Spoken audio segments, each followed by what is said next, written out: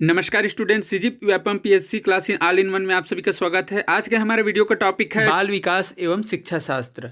तो सबसे पहले हम वो देख लेते हैं। आज का सेशन सहायक शिक्षक भर्ती परीक्षा हेतु जो वीडियो का टॉपिक लेकर आए हैं उसमें बाल विकास एवं शिक्षा शास्त्र है, जिसमें विकास की अवधारणा, विकास की अवस्थाएं, गर्भावस्था, शैशवावस्था, उत्तर बाल्यावस्था एवं किशोरावस्था, इन सभी टॉपिक पर आज हम चर्चा करेंगे। सबसे पहले वही एक बात कि अगर अभी तक आप लोगों ने हमारा चैनल सब्सक्राइब नहीं किया तो वीडियो के नीचे सा लाल कलर का बटन है, इसे दबाकर प्लीज सब्सक्राइब जरूर कर लें। और ये करना बिल्कुल फ्री होता है। इसके सामने एक बेल का आइकन है, इसको भी प्रेस कर लीजिएगा ताकि आपको वीडियो का नोटिफिकेशन मिलता रहे। और लाइक जरूर करिएगा। लाइक करने से क्या होता है, हम लोग को मोटिवेशनल मिलता है कि इतने लाइक आए थे, ठीक है, अच्छा लगता है वीडियो बनाने से, ठीक। और शेयर करिएगा अपने दोस्तों के साथ में। चलिए, विकास की अवधारणा है।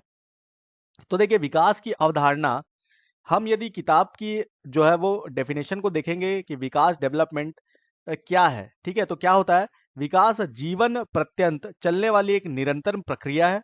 विकास की प्रक्रिया में बालकों का सर्वांगीण विकास होता है, जिसमें हर क्षेत्र जो है वो शामिल होता है, जैसा कि शारीरिक विकास, क्रियात्मक विकास, संज्ञात्मक विकास, भाषागत विकास, संवेगात्मक विकास तथा सामाजिक विकास इत्यादि।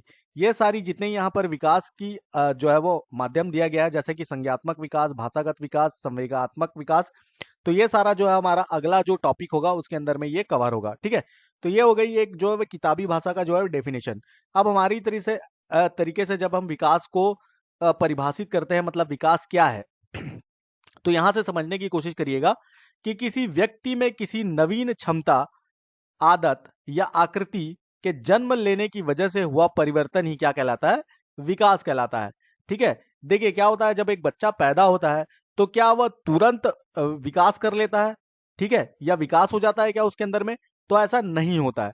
विकास जो है वो धीरे धीरे और जो है वो उसकी आकृति में उसके जन्म लेने के बाद जो है वो हुआ परिवर्तन ही विकास कहलाता है। तो क्या होता है, जैसे ही बच्चा जन्म लेता है तो वो डायरेक्ट जो है वो रोने की आदत जो है उसके अंदर में आती है। फिर देखिए धीरे धीरे क्या होता है, उसके अंदर में जो है वो रेंगने की आदत आती है। फिर धीरे धीरे क्या होता है, उसका विकास होता है तो वह चलने की कोशिश करता है, चलता है, ठीक है। तो ये धीरे धीरे करके जो उसके अंदर में विकास जो है वो उत्पन्न होता है, ठीक है। तो यहाँ पर क्या लिखा हुआ है कि किसी व्यक्ति में किसी नवीन क्षमता या आदत या आकृति के जन्म लेने की वजह से हुआ परिवर्तन ही क्या कहलाता है, विकास कहलाता है, ठीक है।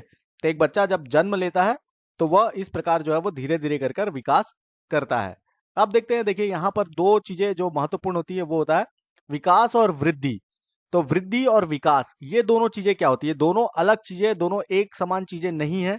ये आप थोड़ा सा ध्यान में रखिएगा। इसकी डेफिनेशन भी फिर करेंगे, इसमें अंतर भी फिर करेंगे, ठीक है। तो देखते हैं पहले।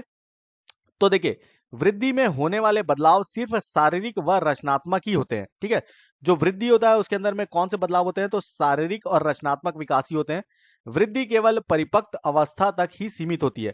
जैसे कि मान लो आपका जो एक हाथ है वो एक सीमित दायरे तक क्या होगा, वृद्धि होगी उसके अंदर में। जब वो दायरा खत्म हो जाएगा तो वृद्धि वहीं पर रुक जाएगी, मतलब परिपक्व हो जाएगी वह अवस्था जहां तक वृद्धि हो सकता है। तो हमारा हाथ एक निश्चित दायरे तक ही क्या हो सकता है, वृद्धि कर सकता है, ठीक है। ये यहाँ पर बताया गया है। जबकि विकास जीवन पर्यंत चलने वाली प्रक्रिया है। मतलब कि विकास जो होता है वो विकास एक ऐसी सार्वभौमिक प्रक्रिया मानी जाती है जो जन्म से लेकर जीवन पर्यंत तक अविराम गति से निरंतर चलती रहती है। मतलब कि विकास एक ऐसी अवस्था है जो आपके गर्भावस्था से लेकर आपके मृत्युपरांत तक जो है वो चलती रहती है, ठीक है। तो विकास क्या होता है, शुरू से लेकर अंतिम तक आपका जो है वो विकास होते ही रहता है, ठीक है। तो ये यहां पर बताया जा रहा है वृद्धि और विकास में। तो आप डेफिनेशन समझ गए होंगे। अब देखते हैं अंतर। तो विकास और वृद्धि में अंतर क्या होता है, देखिए विकास और वृद्धि में जो अंतर होता है वो होता है, देखिए तो पहला है यहाँ पर कि वृद्धि में केवल शारीरिक परिवर्तन होता है, ठीक है। शारीरिक परिवर्तन ही वृद्धि में जो है वो होता है। लेकिन विकास में क्या होता है, विकास में शारीरिक, मानसिक और व्यवहारिक परिवर्तन सभी कुछ होता है। एक तरीके से आप मान सकते हैं कि वृद्धि जो है वो मूर्त होती है। मूर्त का मतलब क्या होता है, वृद्धि को हम देख सकते हैं। जो वृद्धि है आपको दिखेगी, मतलब कि आपका शरीर का जो विकास हो रहा है या वृद्धि हो रही है शरीर के अंदर में, तो वो आप उसको देख सकते हैं। लेकिन सॉरी, वृद्धि को आप देख सकते हैं। विकास क्या होता है, अमूर्त होता है। विकास अमूर्त का मतलब क्या होता है कि संवेग जो होता है वो विकास को हम नहीं देख सकते।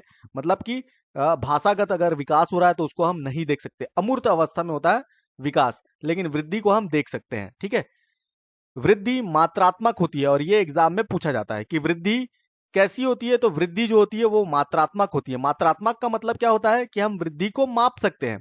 जैसे कि आपकी हाइट को हम माप सकते हैं, आपका वेट जो है वो हम उसको माप सकते हैं। तो वृद्धि क्या हो जाएगी? मात्रात्मक। लेकिन विकास क्या होगा? विकास गुणात्मक होता है। लेकिन यहां पर एक पॉइंट और जोड़िएगा, विकास गुणात्मक और मात्रात्मक दोनों अवस्था में पाया जाता है। तो यहां पर आप क्या जोड़ लीजिएगा? विकास गुणात्मक और मात्रात्मक दोनों अवस्था में पाया जाता है। और ये दोनों क्वेश्चन जो है वो मोस्ट आईएमपी है, ये एग्जाम में पूछे जाते हैं। तो यहां पर आप पॉइंट जोड़ेंगे कि विकास गुणात्मक और मात्रात्मक दोनों अवस्था में पाया जाता है। वृद्धि एक निश्चित समय तक ही हो सकती है। मैंने आपको अभी बताया कि आपकी हाथ की लंबाई की जो वृद्धि है वो एक निश्चित ही हो सकती है, मतलब निश्चित समय तक और निश्चित ही जो है वो हो सकती है। तो वृद्धि में क्या हो जाएगा? वो निश्चित समय तक होती है। लेकिन विकास क्या है? जीवन पर्यंत तक चलने वाली अवस्था है। तो विकास क्या होगा? जीवन पर्यंत वाली अवस्था है। ठीक है, एक चीज और इसके अंदर में जोड़ सकते हैं कि जो वृद्धि होती है उसका जो दिशा निश्चित नहीं होती है। तो वृद्धि का दिशा जो है वो निश्चित नहीं होता है, लेकिन विकास की जो दिशा है वह निश्चित होती है। ठीक है, विकास की जो दिशा है वह क्या होती है? निश्चित होती है। तो इसको याद रखिएगा। ठीक है, कि विकास की दिशा जो है निश्चित होती है, लेकिन वृद्धि की जो दिशा है वो निश्चित नहीं हो सकती। एक उदाहरण से समझते हैं, जैसे कि मान लो वृद्धि अगर 0 से स्टार्ट हुई है तो वो 1, 2, 3 और 4 भी जा सकती है।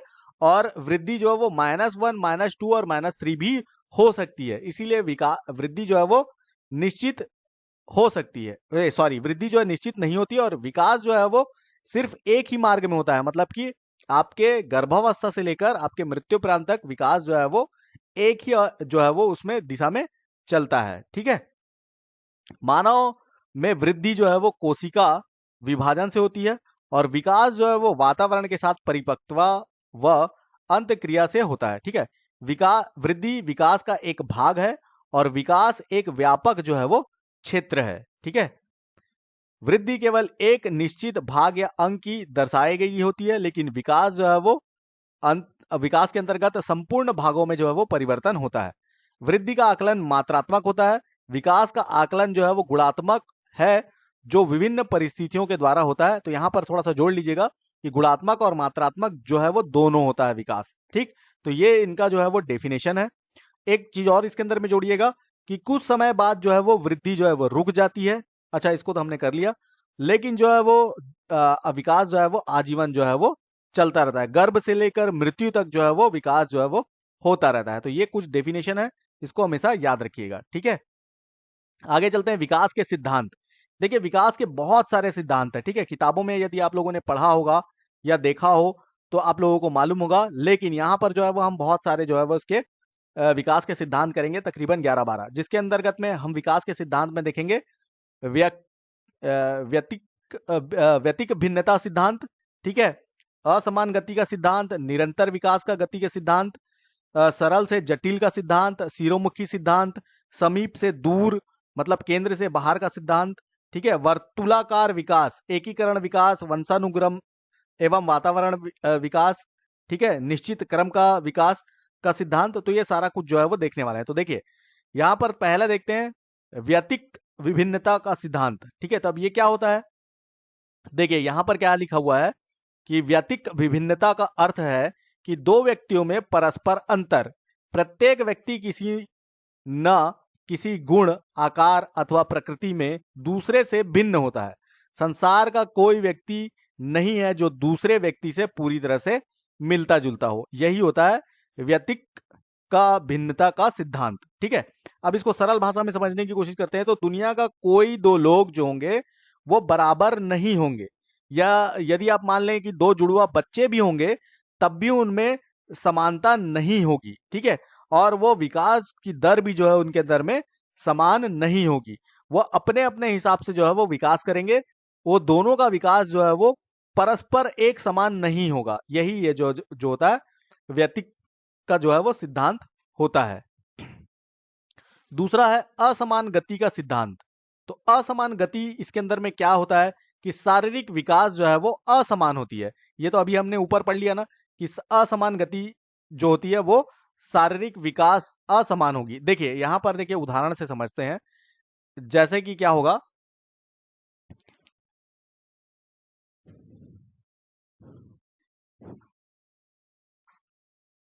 देखिए क्या होगा, यहाँ पर समझने की कोशिश करते हैं असमान गति कैसे होगी। तो देखिए क्या होगा, पहले तो होगा तेज, ठीक है।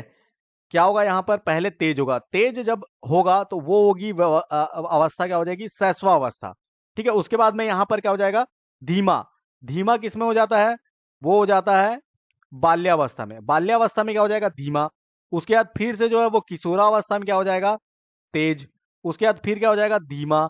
तो ये धीमा किसमें, कौन सी अवस्था में हो जाएगा, प्रौढ़ अवस्था में, ठीक है। तो ये अवस्थाओं के हिसाब से असमान गति का सिद्धांत यही कहता है कि कभी तेज होगा तो कभी धीमा होगा, ठीक है। शारीरिक विकास कैसे होगा, तेज होगा शैशवावस्था में, फिर बाल्यावस्था में धीमा हो जाएगा, फिर उसके बाद में किशोरावस्था में तेज हो जाएगा, फिर यहाँ पर क्या होगा, प्रौढ़ अवस्था में धीमा हो जाएगा। तो ये आप सभी को मालूम होगा, ठीक है। तो ये होता है असमान गति का सिद्धांत कहलाता है। उसके बाद तीसरा होता है निरंतर विकास का सिद्धांत। तो निरंतर विकास के सिद्धांत में क्या होता है कि हमारे अंदर निरंतर कुछ न कुछ विकास जो है वो होता ही रहता है। ये निरंतर विकास का सिद्धांत कहलाता है।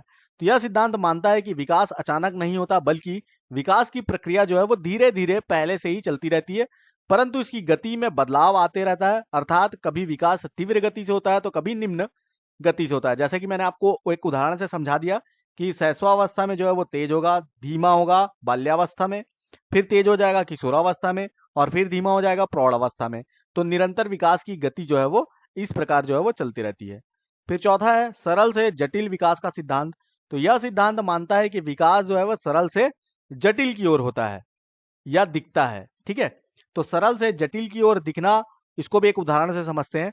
जैसे कि मान लेते हैं एक बीज है, ठीक है, क्या है, बीज है, और एक पौधा है, ठीक है। तो बीज और जो है पौधा, तो इन दोनों में देखिए बीज जो है वो क्या होगा, बीज में हमको क्या है, कुछ नहीं दिखाई देता, वह एक सरल माध्यम में होता है। क्योंकि बीज आप देखोगे तो सिर्फ क्या होगा, एक बीज ही होगा, वो सरल माध्यम है। लेकिन पौधा, पौधे के अंदर में आपको क्या दिखेगा, जड़ दिखेगा, फूल दिखेगा, पत्ती दिखेगा, फल दिखेगा, ठीक है। तो ये क्या हो गया, ये जटिल अवस्था हो गया। किसकी अवस्था है, बीज से ही क्या हुआ है, पौधा बना है, लेकिन ये जटिल अवस्था में है और ये सरल अवस्था में है। तो सरल से जटिल विकास का सिद्धांत यही कहता है।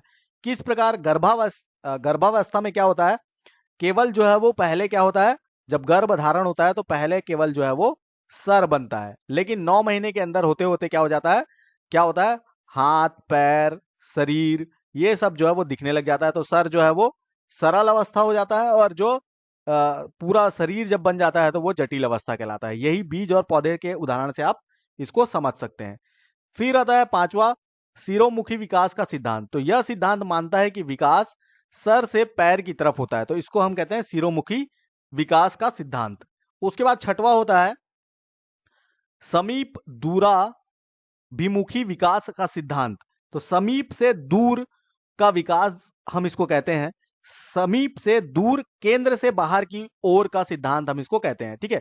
अब इसमें क्या होता है, तो विकास शरीर के केंद्र रेखा से बाहर की ओर दूर या परिधीय भागों के लिए आगे बढ़ता है, जिसे समीप दूराभिमुखी या समीप से दूर की ओर कहा जाता है।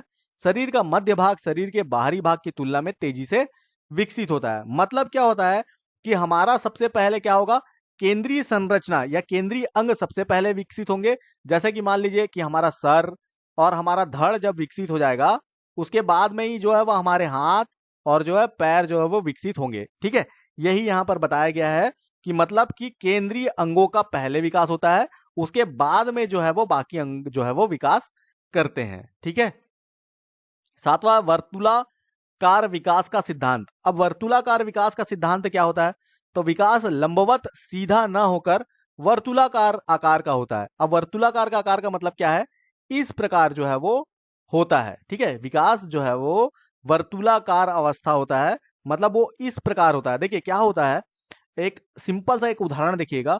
बूढ़ा आदमी जो है वो एक समय के बाद में कैसे चलने लग जाता है, वो झुक के चलने लग जाता है। किस प्रकार, इस प्रकार जो है वो झुक के चलने लग जाता है, ठीक है। क्योंकि उसने जो है वो अपना विकास का चरम सीमा जो है वो जवानी की अवस्था में वो प्राप्त कर लेता है।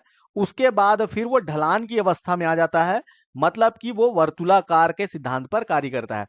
वो एक अपने चरम सीमा को प्राप्त कर लेने के बाद में फिर ढलान की अवस्था में वो पहुंच जाता है। इसी को हम कहते हैं वर्तुलाकार का सिद्धांत।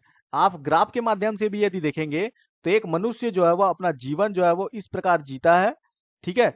वह एक चरम पर पहुंचने के बाद में क्या आ जाता है, उसके उसमें ढलान आ जाता है। तो इसी को हम वर्तुलाकार जो है वो का सिद्धांत कहते हैं। एक बूढ़े आदमी का उदाहरण जो है वो इसके लिए परफेक्ट है कि वह अपने शैशवावस्था, बाल्यावस्था, किशोरावस्था, उसके बाद वो प्रौढ़ अवस्था में आता है।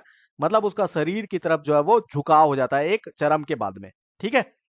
अब आते हैं 8वां, एकीकरण विकास का सिद्धांत। अब एकीकरण विकास का सिद्धांत क्या होता है? तो देखिए, एकीकरण का सिद्धांत के अनुसार बालक पहले संपूर्ण अंग को और उसके बाद में विशिष्ट अंगों को चलाना व प्रयोग करना सीखता है और बाद में उन भागों का एकीकरण करना सीखता है। जैसे पहले बच्चा पूरे हाथ को और बाद में उसकी उंगलियों को हिलाने का प्रयास करता है। इसको हम एकीकरण विकास का सिद्धांत कहते हैं। यह क्या होता है?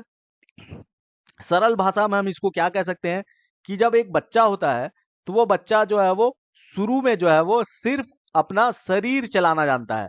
उसको यह नहीं मालूम होता है कि हाथ का प्रयोग भी हमको करना है। मतलब यदि वो किसी चीज को पकड़ने की कोशिश करेगा तो अपना पूरा शरीर लेकर आएगा। जैसे कि हम अभी अगर कुछ चीज को पकड़ने की कोशिश करते हैं, जैसे हमारे सामने कोई मोबाइल फोन है, तो हम सीधा उसको हाथ से पकड़ेंगे, ना कि अपने शरीर से पकड़ेंगे। लेकिन बच्चा क्या करता है, उस मोबाइल के पास में पूरा शरीर लेके जाता है। उसको यह नहीं मालूम होता कि उसको हाथ से पकड़ना है। तो वह क्या करता है, धीरे धीरे कर कर एकीकरण कर कर उसको वो सीखता है कि उसको हाथ से पकड़ना है या उंगलियों से पकड़ना है। यही एकीकरण का सिद्धांत कहलाता है। 9वां है वंशानुक्रम एवं वातावरण का सिद्धांत। तो वंशानुक्रम एवं वातावरण का सिद्धांत क्या कहलाता है? तो वंशानुक्रम और वातावरण में पारस्परिक निर्भरता है, एक दूसरे के पूरक, सहायक और सहयोगी हैं। बालक को जो मूल प्रवृत्तियां वंशानुक्रम से प्राप्त होती है, उसका विकास वातावरण में होता है। कैसे? तो उदाहरण देखिए, यदि बालक में बौद्धिक शक्ति नहीं है तो उत्तम से उत्तम वातावरण भी उसका मानसिक विकास नहीं कर सकता। मतलब कि यदि किसी बालक के अंदर में बुद्धि जो है वो शुरू से नहीं है, लेकिन वातावरण बहुत अच्छा है, तब उसमें मानसिक विकास वह नहीं कर सकता। एक यहाँ पर एक उदाहरण आता है इसके अंतर्गत में। देखिए, यदि कोई भी चीज हो, ठीक है, तो वो वंशानुगत उसके अंदर में आता है, ठीक है। मतलब कि जैसे कि एक जिराफ है, तो पहले जब जिराफ था तो वह जो वो वातावरण के कारण जो है वो उसकी गर्दन जो है वो धीरे धीरे कर कर बढ़ी, और ये गर्दन बढ़ी तो ये वंशानुगत उसके आगे पीढ़ी में गई, ठीक है। और वो वातावरण था जिसके कारण उसने ये खाने के लिए, पत्तियों को खाने के लिए गर्दन को ऊंची की। तो वंशानुगत उसके पीढ़ी दर पीढ़ी जो है वो गर्दन ऊंची होती गई और ये वातावरण के कारण होता गया। यही यहाँ पर जो है वो समझाया गया है, ठीक है। 10वां है समान प्रतिमान का सिद्धांत। तो समान प्रतिमान का सिद्धांत क्या कहलाता है? इस सिद्धांत के अनुसार व्यक्ति का विकास किसी विशेष जाति के आधार पर होता है। जैसे व्यक्ति या पशुओं का विकास अपनी अपनी कुछ विशेषताओं के अनुसार ही होगा। तो समान प्रतिमान का क्या हो गया कि व्यक्ति विकास अपने तरीके से करेगा और पशु जो है वो विकास अपने तरीके से करेगा। व्यक्ति जो है वो पशुओं की तरह विकास नहीं कर सकता और पशु जो है वो व्यक्ति की तरह विकास नहीं कर सकते, ठीक है। कोई व्यक्ति विकास करते समय भौंकना तो स्टार्ट नहीं कर देगा ना, और कोई पशु जो है वो बोलना तो स्टार्ट नहीं कर देगा। तो वो समान प्रतिमान मतलब अपनी जाति के अनुसार जो है वो विकास करते हैं। 11वां है निश्चित क्रम का सिद्धांत। अब निश्चित क्रम का सिद्धांत क्या है कि बच्चों का शारीरिक विकास भी एक निश्चित क्रम में होगा, अर्थात यह विकास सिर से शुरू होता है। इस प्रकार हम देखते हैं कि बच्चे के विकास की गति में तो अंतर हो सकता है, लेकिन विकास के क्रम में एक रूपता होती है। अब देखिए, दुनिया का कोई भी बच्चा यदि पैदा होता है तो वह डायरेक्ट जो है वो क्रिकेटर तो नहीं बन जाता। दुनिया में कोई भी बच्चा हो, कहीं पर भी वो पैदा होगा, तो वह सबसे पहले पैदा होगा तो वो क्या करेगा, रेंगना सीखेगा, फिर चलना सीखेगा, फिर दौड़ना सीखेगा। उसी प्रकार हर किसी बच्चे के अंदर में पहले दूध के दांत आएंगे, उसके बाद उसके असली वाले दांत आएंगे। तो ये क्रम जो है वो एक निश्चित क्रम है, भले वो दुनिया का कोई भी हिस्सा हो। ऐसा नहीं होगा कि बच्चा पैदा होते ही वो क्रिकेटर बन जाएगा या वो हॉकी खेलने लग जाएगा, वो दौड़ने लग जाएगा। तो ऐसा नहीं होगा। कोई भी बच्चा हो दुनिया का, वो सबसे पहले जो है वो रोएगा, रोने के बाद में धीरे धीरे कर कर अगर वो रेंगना सीखेगा, रेंगने के बाद में चलना सीखेगा, चलने के बाद में दौड़ना सीखेगा, ठीक है। यही जो है वो निश्चित क्रम का सिद्धांत है। मतलब कि बच्चा जो है वो गर्भावस्था से लेकर शैशवावस्था से लेकर बाल्यावस्था से लेकर किशोरावस्था से लेकर प्रौढ़ावस्था, ये एक उसका निश्चित क्रम ही होगा। इस क्रम के अलावा दुनिया का कोई भी बच्चा दूसरे प्रकार से जो है वो विकास नहीं कर सकता। तो निश्चित क्रम का सिद्धांत यही कहता है कि पूरी दुनिया में कोई भी बच्चा पैदा होगा वह जो है वो एक निश्चित क्रम में ही विकास करेगा। ठीक है, तो ये हो गए हमारे जो है वो 11 जो है वो सिद्धांत। इसके अंदर में एक और सिद्धांत होता है अविलोम्यता का सिद्धांत। अविलोम्यता का सिद्धांत भी वही है, कहलाता है कि बच्चा पहले शैशवावस्था में आएगा, फिर बाल्यावस्था में, फिर किशोरावस्था में। यही जो है वो अविलोम्यता का सिद्धांत जो है वो कहलाता है। ठीक है, तो सेम था इसलिए हमने इसको इंक्लूड नहीं किया। अब देखते हैं विकास के फलस्वरूप होने वाले परिवर्तन। तो हरलॉक के अनुसार जो है वो विकास में या विकास के फलस्वरूप होने वाले परिवर्तन में क्या क्या होगा। तो देखिए, नई आकृतियों का और आदतों का जन्म। तो बच्चा जब जन्म लेता है तो उसकी आकृति और आदतों का जो है वो उसके अंदर में जन्म होता है सॉरी। ठीक है, उसके बाद दूसरा पॉइंट कहता है कि पुरानी आकृतियों और आदतों का लोप। अब पुरानी आकृति और आदतों का जो है उसके अंदर में लोप मतलब खत्म होना। जैसे कि बच्चा यदि पैदा होता है, उसके बाद में उसको यदि अंगूठा चूसने की आदत लग जाती है तो वो आदत जो है वो धीरे धीरे कर कर लोप हो जाती है, मतलब खत्म हो जाती है। और पुरानी आकृति में भी जो है उसके अंदर में बदलाव आता है। आप लोगों को एक चीज तो मालूम होगा कि शैशवावस्था के अंदर में जो है वो शरीर में कितनी हड्डियां होती है, 270 हड्डियां होती है। और बाल्यावस्था में कितनी हड्डियां होती है शरीर के अंदर में, तो बाल्यावस्था में 350 हड्डियां होती हैं। ठीक है, और जब किशोरावस्था में आप जब आ जाते हो तब आपकी आती है 206 हड्डियां। ठीक है, कितनी, 206 हड्डियां। तो इन चीजों को भी याद रखिएगा। तो इसी को कहते हैं आकृतियों में परिवर्तन। तो शैशवावस्था में 270 हड्डियां थी, बाल्यावस्था में 350 हड्डियां हो गई। ठीक है, और किशोरावस्था में 206 हड्डियां हो गई। मतलब पुरानी आकृतियों में जो हड्डियां हैं 350 थी वो जुड़ के मतलब एक साथ होकर कितनी हो गई, 206 हो गई जब आप किशोरावस्था में पहुंचते हैं। तो ये पॉइंट को याद रखिएगा। अनुपात में परिवर्तन, आपके अनुपात में मतलब बच्चा जब पैदा होता है उसके अनुपात में जो है वो परिवर्तन होता है। लंबाई चौड़ाई वजन आदि में जो है वो परिवर्तन होगा।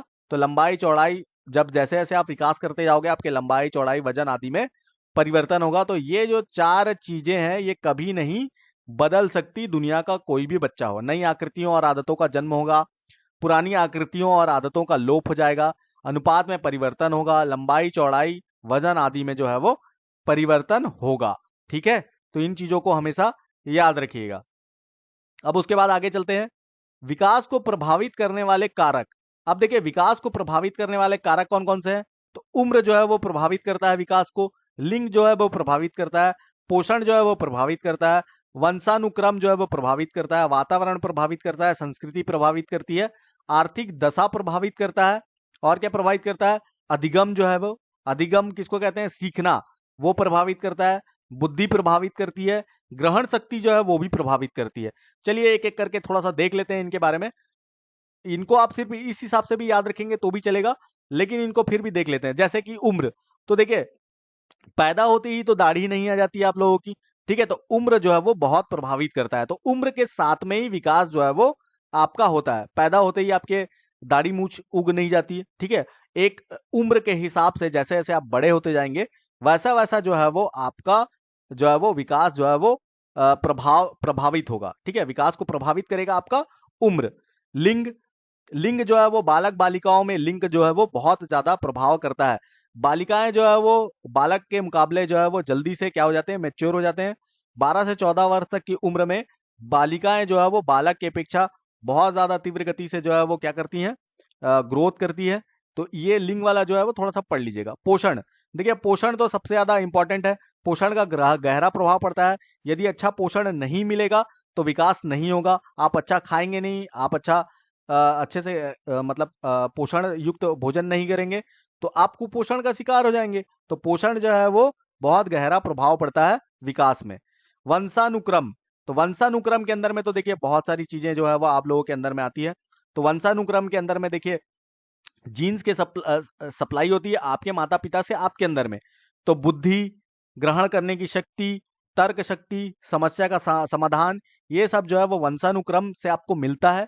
अगर नहीं मिलता तो आपका विकास जो है वो प्रभावित हो सकता है। ठीक है, तो इनको याद रखिएगा। वातावरण, वातावरण तो आप जानते ही हैं, बहुत ज्यादा प्रभाव पड़ता है वातावरण का। जैसे कि मान लो आप भारत के वातावरण में पैदा हो रहे हैं और कोई बच्चा जो है वो बाहर विदेश के वातावरण में पैदा हो रहा है, तो वो वातावरण और आपके वातावरण में बहुत ज्यादा अंतर है। तो ये कारक भी जो है वो आपको आपके जो है वो विकास को प्रभावित करते हैं। संस्कृति संस्कृति भी बहुत ज्यादा प्रभावित करती है। जैसे हमारे भारत की संस्कृति अलग है, बाहरी देशों की संस्कृति अलग है। वो हमेशा जो है वो अलग नए नए इन्वेंशन के लिए जो वो जाने जाते हैं। और भारत की संस्कृति में आप लोगों को मालूम है, आप अपने घर में ही देख लीजिए, तो आपको जो है वो संस्कार और बाकी सब चीजों पर या रूढ़िवादिता पर ज्यादा फोकस किया जाएगा, और बाहर जो है वो बाकी सारी चीजों पर, वैज्ञानिक और बाकी सारी चीजों पर ज्यादा फोकस किया जाएगा। तो विकास इस पर भी जो है वो प्रभावित होता है। आर्थिक दशा, मोस्ट इंपॉर्टेंट चीज है आर्थिक दशा। गरीबी गरीबी आपके विकास पर सबसे ज्यादा प्रभाव डालता है। यदि आपकी आर्थिक दशा सही नहीं है तो आपका विकास जो है वो उस हिसाब से नहीं होगा। ठीक है, तो आर्थिक दशा बहुत ज्यादा प्रभाव करता है। अधिगम, अधिगम का मतलब होता है सीखना। ठीक है, तो जहां पर साक्षरता अधिक होगी, सीखना, साक्षरता अधिक है तो बच्चा सीखेगा अधिक। मतलब किसी एक जिले में साक्षरता दर अधिक है और दूसरे जिले में साक्षरता दर कम है, तो उस जिले के हिसाब से भी आप कंपेयर कर सकते हैं कि कहाँ का बच्चा किस प्रकार से विकास करेगा। ठीक है, बुद्धि, बुद्धि जो है वो बहुत ज्यादा जो है इफेक्ट करता है विकास में। तो बुद्धि यदि किसी बच्चे की अच्छी है तो वह अच्छा विकास कर सकता है, लेकिन यदि कोई मंद बुद्धि बच्चा है तो वह विकास उस हिसाब से नहीं कर सकता। फिर इसके बाद में लास्ट पॉइंट आता है ग्रहण शक्ति। यदि आपके अंदर में ग्रहण शक्ति बहुत अच्छी है, यदि आपको कोई कुछ सिखा रहा है, यदि आप उसको अच्छे से ग्रहण कर सकते हैं तो आप अच्छे से विकास कर सकते हैं। नहीं तो ग्रहण शक्ति भी जो है बहुत ज्यादा प्रभावित करते हैं आपके विकास के अंदर में। तो ये है आपका विकास की अवधारणा का चैप्टर नंबर 1, और ये हमारा जो है वो पार्ट 1 था। यदि आप लोगों को अच्छे से समझ में आया तो नीचे कमेंट सेक्शन में कमेंट कर दीजिएगा कि हाँ सर अच्छे से समझ में आ गया है। तो नेक्स्ट पार्ट जो है वो, यदि आप लोग कमेंट अच्छा करेंगे, लाइक करेंगे, तो नेक्स्ट पार्ट जल्द से जल्द जो है वो अपलोड कर दिया जाएगा। इस टॉपिक में हम करेंगे गर्भावस्था, शैशवावस्था, प्रारंभिक एवं उत्तर बाल्य का बाल्यावस्था और किशोरावस्था। फिर हमारा ये पहला टॉपिक खत्म हो जाएगा। तो इसी प्रकार धीरे धीरे जो है वो आपके टॉपिक जो है वो खत्म होते जाएंगे, क्योंकि बहुत ही जल्द जो है वो टेट का जो है वो फॉर्म आने वाला है। उसके बाद में जो है वो शिक्षक भर्ती भी जो है वो आपका आ ही जाएगा। ठीक है, तो आज के वीडियो में इतना ही था। जय हिंद, जय भारत।